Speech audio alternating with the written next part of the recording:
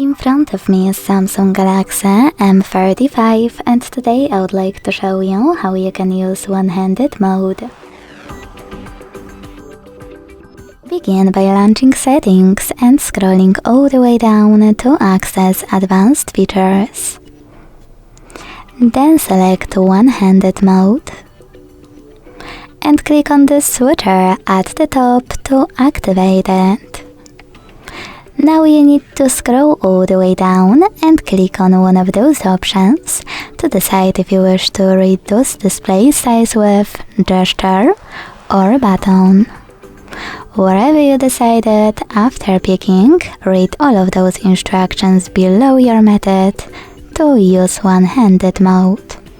In my case, double tap the home button. So when I do that, one-handed mode is on. If you wish to scale it, hold the top right or left corner of it and drag it. If you want to change placement of your shrink screen, use this icon on the left or on the right, or hold this line at the top and drag your screen. If you want to go back to the standard size one, just tap on blurry area. To disable one-handed mode completely though, use the same switcher as before. Thanks so much for watching. If you enjoyed this video, don't forget to leave a like, comment and subscribe.